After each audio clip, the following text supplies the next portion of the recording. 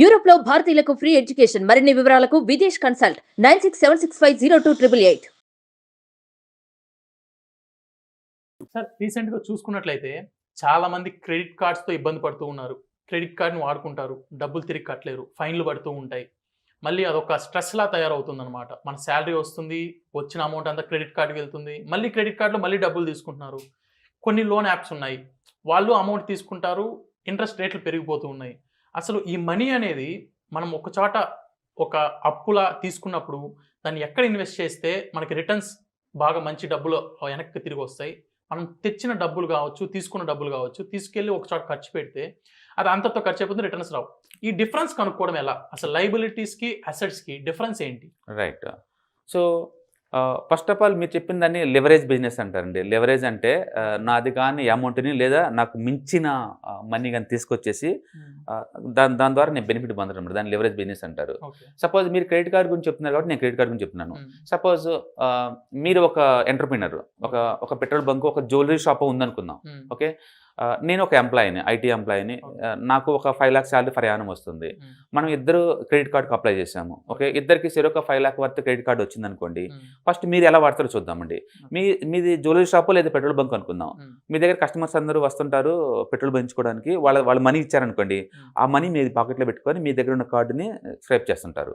తద్వారా మీకు ఒక వితిన్ 4-5 days కల్లా ఈ కార్డులో ఉన్న మ్యాక్సిమం అమౌంట్ మీరు వాడేసుకుంటారు. దాని దగ్గర 5 lakh మీ చేతికి వస్తుంది. ఈ 5 lakh మీకు టోటలీ ఫ్రీ నెక్స్ట్ 1.5 month. ఎందుకంటే 45 days తర్వాత కదా మనం పే చేసేది. అంటే 45 days క్యాష్ మీ పాకెట్లో ఉంది. ఇప్పుడు మీరు ఆ కంపెనీకి పే చేసేది 45 days తర్వాత. ఓకే. ఇప్పుడు ఈ అమౌంట్ని మీ బిజినెస్ సర్కిల్లో వడ్డీకి ఇచ్చుకోవచ్చు, లేదా మీ బిజినెస్లో పెట్టుకొని మీరు ఇంప్రూవ్ చేసుకోవచ్చు. అంటే మీకు లిటరల్గా అది వడ్డీకి ఇచ్చామనుకోండి, 1.5 రూపీ లేదా 2 rupees ఇంట్రెస్ట్ ఇచ్చారు మీ బిజినెస్ సర్కిల్లో, మీకు 15,000 దాకా వస్తుంది ఫ్రీగా. అంటే మీకు క్రెడిట్ కార్డు ఉంటుంది ద్వారా మంత్లీ 15,000 వస్తుంది ఫ్రీగా. ఓకే. ఆ 15,000ని ఫర్ ఎగ్జాంపుల్ ఏ మ్యూచువల్ ఫండ్లో దీంట్లో పెట్టారనుకుందాం. ఎవ్రీ మంత్ అది యావరేజ్ మీకు 15% ఇస్తుంది అనుకోండి.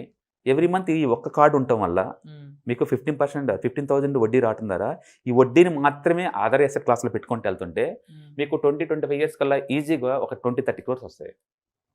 అంటే బిజినెస్ మ్యాన్కి కార్డు లేకపోతే సిన్ అది. ఎందుకంటే కార్డు ఉంటే వాళ్ళ ఎక్స్ట్రా స్ట్రెంత్ వస్తుంది నీకు. అందుకని క్రెడిట్ కార్డు నీకు బ్యాడ్ అంటే అస్సలు కానే కాదు.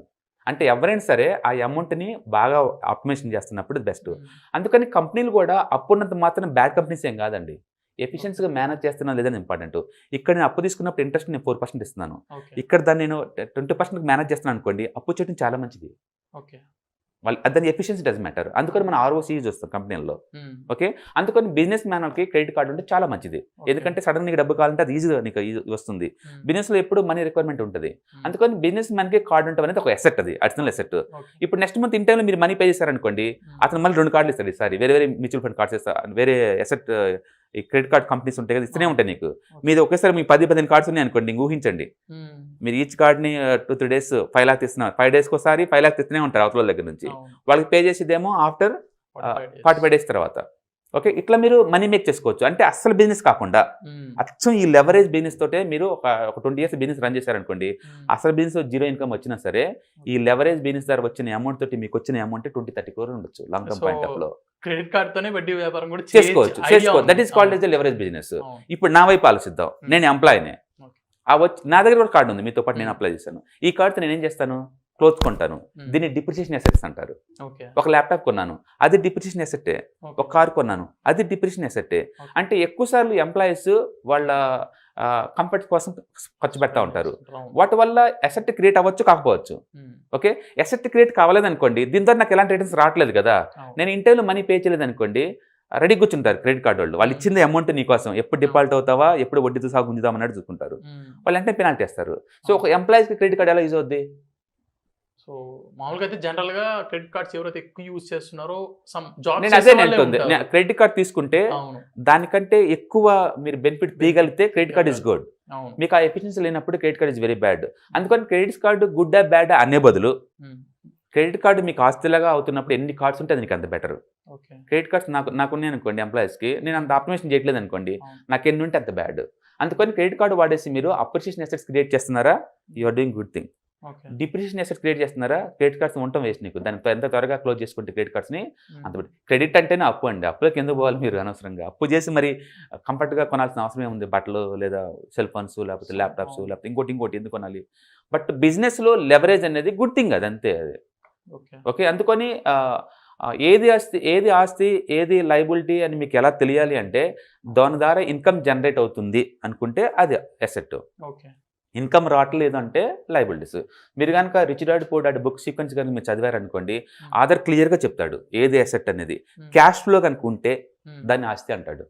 అంటే సపోజ్ ఇప్పుడు నేను హౌస్ కొన్నాను, ఒక 50 lakh పెట్టి హౌస్ కొన్నాను, నేను ఆ ఇంట్లో ఉంటున్నాను అనుకోండి, దాని ద్వారా వచ్చి జీరో ఇన్కమ్. పైగా నేను ఎవ్రీ ఇయర్ GHMC వాళ్ళు ట్యాక్స్ పే చేయాలి. ఓకే, ఒక 10,000 ట్యాక్స్ పే చేయాలి. అండ్ మిగతా యూటిలిటీ అంటే ఎలాగో రెంట్ కొన్నా నేను పే చేయాల్సిందే. అంటే నా ఇంట్లో నేను ఉన్నా సరే still I have to pay the tax to the GHMC. అందుకని ఆ బుక్లో ఆధార్ ఏమంటాడంటే ఆస్తికి నువ్వు రిప్రజెంట్ తప్ప ఓనర్ ఎప్పుడు కాలేవు అంటాడు. ఎందుకంటే ఇంటి తాళం వేసి బయటకు వెళ్ళిపో, 1 year తర్వాత వచ్చాడు ఇంకో తాళం పడి ఉంటుంది అక్కడ, GHMC వాళ్ళు తాళం వేస్తారు. ఎందుకంటే నువ్వు ట్యాక్స్ పే చేయలేదు కాబట్టి నీ ఇంట్లో రావద్దు అంటాడు. అక్కడికి వచ్చి ట్యాక్స్ పే చేసుకుని రమ్మంటాడు. అంటే ల్యాండ్ ఈజ్ రాయల్ అంటే కింగ్ అనమాట, దానికి ఎప్పుడు ఆధారేషన్. అందుకని గవర్నమెంట్ వాళ్ళు ఏ రోడ్ ఎక్కడ నీ ఇంటి మీద నుంచి నువ్వు వాళ్ళకి ఇచ్చేయాల్సింది, కోర్టు పైన నువ్వు విన్నావులేవు. ఎందుకంటే ల్యాండ్ బిలాంగ్స్ టు రాయల్ అంటే గవర్నమెంట్ వాళ్ళు అంతే. ఓకే, అందుకని ఓన్ హౌస్లో మీరు ఉంటుంటే అది ఇన్కమ్ జనరేట్ అవ్వట్లేదు అనుకోండి, అది బ్యాడ్ అసెట్ అంతే. అదే మీరు ఇల్లు కొని ఒక పోర్షన్ రెంట్కి ఇచ్చారనుకోండి, ఎంతకంత రెవెన్యూ జనరేట్ చేస్తున్నారు కదా, ఇన్కమ్ వస్తుంది కదా, అది అసెట్ కింద లెక్క. అప్పుడు అదే హౌస్ నీకు అసెట్ కింద లెక్క, ఎందుకంటే ఎంతకంత క్యాష్ ఫ్లో ఉంది కాబట్టి. ఓకే, అంటే క్యాష్ ఫ్లో ఉంటే అది దాన్ని అసెట్గా ట్రీట్ చేయండి. క్యాష్ ఫ్లో ఆగిపోయింది అనుకోండి, అది లయబిలిటీ కింద లెక్కే. నీ ఇంట్లో నువ్వు ఉన్నావంటే అది లయబిలిటీ, ఎందుకంటే GHMCకి ఎక్స్ట్రా పే చేస్తున్నావు నువ్వు జేబులో నుంచి డబ్బు. మరి అదే నువ్వు రెంట్కి ఇచ్చావు అనుకోండి, ఇది నేను GHMC పే చేయడం కూడా మిగతా నాకు అమౌంట్ వస్తుంది కాబట్టి ఎక్కువ తక్కువ డజన్ మ్యాటర్. ఇక్కడ క్యాష్ జనరేట్ చేస్తుంటే దాన్ని అసెట్స్ అంటారు, క్యాష్ జనరేట్ చేయకపోతే అది లయబిలిటీ. అందుకని మీ దగ్గర అప్ టు 1 crore వరకు ఎలాంటి హౌస్లు కొనుక్కొని ఉంటేనే బెటర్. కొంటే క్యాష్ ఫ్లో ఆగిపోద్ది. అదే నా దగ్గర మనీ నేను వడ్డీకి ఇచ్చుకున్నా లేదా మంచి అసెట్లో పెట్టినా బిజినెస్లో పెట్టుకున్నా, నాకు ఈవెన్ ₹1 ఇంట్రెస్ట్ లెక్కేసుకున్నా సరే నాకు మంత్లీ 1 lakh తరతరాలు వస్తూనే ఉంటుంది. అది 1 lakh ఉంటే. అదే నేను ఆ మనీ బట్టి ఇల్లు కొని ఇంట్లో కూర్చున్నాను అనుకోండి, రూపాయి కూడా లేదు, ఇన్కమ్ లేదు నీకు. ఇల్లు ఉందని సైకలాజికల్ సాటిస్ఫాక్షన్ తప్ప. ఓకే, అందుకని తక్కువ డబ్బు ఉన్నప్పుడు దాన్ని మనీని ఆప్టిమైజేషన్ చేసుకోవడం బెటర్. ఎక్కువ డబ్బు ఉన్నప్పుడు ఇల్లు కొనపడం కూడా తప్పే మళ్ళీ, ఎందుకంటే సిటీ పెరిగే కొద్దీ నువ్వు కొనలేవు, అలాంటి ఇల్లు మళ్ళీ కొనలేవు. ఓకే, అందుకని అది ఆస్తి అది అసెట్ లయబిలిటీ అనేది based on the your utilization మీద అది డిపెండ్ అయి ఉంటుంది. ఓకే, బట్ తక్కువ మంది ఉన్న వాళ్ళందరూ కూడా రెంటల్కే ఉండండి. Don't by the houses and all the things. Okay, try to appraise the house. ఒకవేళ మీరు హౌస్ కొనాల్సి వచ్చినా కూడా హౌసింగ్ లైన్స్ ఇప్పుడు 6.5%కి వస్తుంది. మీ ఓన్ మనీని మాత్రం ఏ మ్యూచువల్ ఫండ్స్లోనో ఏ ETFsలోనో లేకపోతే ఇంకొక ఏ అసెట్ అయితే మీరు బాగా మేనేజ్ చేయగలుగుతారు, ఇయర్లీ 15% తీయగలుగుతారు, 15-20% తీయగలుగుతారు, అందులో పెట్టుకోండి మనీ అంతా. దీని మాత్రం లోన్ తీసుకోండి, మ్యాక్సిమం లోను. తొందరపడి క్లోజ్ చేయమాకండి, లోన్స్ అంతే ఉంచుకోండి. ఇన్కమ్ ట్యాక్స్ 1.5 lakh వరకు రిడెంప్షన్ ఉంటుంది హౌసింగ్ లోన్ తీసుకోవడం వల్ల. ప్లస్ 6.5కి వస్తుంది కదా నీకు, నీ మనీని బయట ఆప్టిమైజేషన్ చేసుకోండి. అంటే you're doing the good business యాక్చువల్గా. అది చాలా మంది ఏంటంటే హౌస్ లోన్స్ తీసుకుంటారు, రైట్. జాబ్స్ చేసే వాళ్ళు మంత్లీ 1 lakh 2 lakh శాలరీ ఉన్న వాళ్ళు హౌస్ లోన్స్ తీసుకుంటారు. ఒక మేబీ 40-50 lakhs తీసుకుంటారు. ఒకనొక టైంకి మేబీ శాలరీ పెరుగుతూ వెళ్ళొచ్చు, మంత్లీ 5 lakhs అవ్వచ్చు. రైట్. సో దాన్ని క్లియర్ చేసేద్దాం, ఎంత త్వరగా క్లియర్ చేస్తే అంత బెటర్ ఏమో అనుకుని క్లియర్ చేస్తూ ఉంటారు. అది వేస్ట్ అండి. దాని బదులు ఆ అమౌంట్ ని అంతకన్నా బెటర్ ఈల్డ్ వచ్చే అసెట్ క్లాస్ లో పెట్టడం better. Okay, best asset class అంటే ఒక సిటిజన్ ఫైనాన్స్ లో మనం వేస్తున్నాం అనుకోండి, 15% వచ్చే ఛాన్స్ ఉంది ప్రయాణం.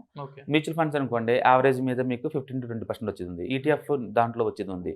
ఇంకేదన్నా వేరే ఎక్కడన్నా మీకు ఆపర్చునిటీ క్రియేట్ కనుక అవుతుంటే మీకు ఎక్కడైతే 15-20% వస్తుంది అనుకుందాం, 50%, 6తో పోల్చుకుంటే 10 వచ్చినా బెటరే కదా. అందులో పెట్టిన తప్ప ఇది క్లోజ్ చేయమాక. క్లోజ్ చేసినా మీకు వచ్చేది ఏం లేదు అక్కడ. అందుకని హౌసింగ్ లోన్స్ ఉంచుకోండి, ఎంత లాంగ్ ఉంటే నీకు అంత బెటర్. ఎందుకంటే 6.5 అంత లోయెస్ట్ రేట్ ఆఫ్ రిటర్న్ నీకు ఎక్కడ ఉండదు. నీ మనీని మాత్రం ఎక్కువ రేట్ ఆఫ్ రిటర్న్ వచ్చే చోట పెట్టండి. అందుకని హౌస్ కొనాలని మీకు ఆలోచన వచ్చిందా, ఫస్ట్ హౌస్ కొనేంత ఈక్వల్ అమౌంట్ ఉందో చూసుకోండి. హౌస్ కాస్ట్ 50 lakh అనుకుందాం, నీ దగ్గర 50 lakh క్యాష్ ఇప్పుడు ఉండాలి. కానీ ఈ అమౌంట్ పెట్టి ఇల్లు కొనద్దు. 90% లోన్ తీసుకోండి, 80%-90%. ఈ అమౌంట్ ని అలాంటి అసెట్ క్లాస్ వేరే ఎక్కడైనా ప్రయాణం 50% వచ్చింది అనుకోండి, దాంట్లో పెట్టండి. ఆ అమౌంట్ ని EMI పే చేస్తున్నారు అనుకోండి, యూ ఫీల్ వెరీ హ్యాపీ. మీకు స్ట్రెస్ ఉండదు, ఇల్లు వచ్చినట్టు ఉంటుంది. మీ అమౌంట్ ఏమో పెద్ద రేట్ ఆఫ్ రిటర్న్ కి ఆపరేషన్ చేస్తున్నారు. వచ్చే అమౌంట్ తో మనం ఇక్కడ EMI కట్టేది. మళ్ళీ EMI yes yes you are right. That is the best one actually. So I strongly recommend to somebody want find out asset and liabilities అంటే rich dad poor dad books చదువుకున్నారనుకోండి you got lot of ideas బేసికల్ గా and books free Google పక్కన PDF అని type చేశారనుకోండి that's going to download right. So friends చూసారు కదా అందరూ లయబిలిటీస్ అండ్ అసెట్స్ కి డిఫరెన్స్ ఈజీగా తెలుస్తుంది. ఏదైతే మనకి డబ్బులు రిటర్న్స్ ఇస్తుందో అవి అసెట్స్, ఏవైతే మనకి డబ్బులు తిరిగి ఇవ్వదో అవి లయబిలిటీస్. సో చాలా క్లియర్గా చెప్పారు. ఇంకా మీకు క్లియర్గా కావాలి అంటే రిచ్ డాడ్ పూర్ డాడ్ ఈ బుక్ కూడా చదవమని మనకి రెఫర్ చేస్తున్నారు. Thanks for watching. నెక్స్ట్ వీడియోతో మళ్ళీ కలుద్దాం.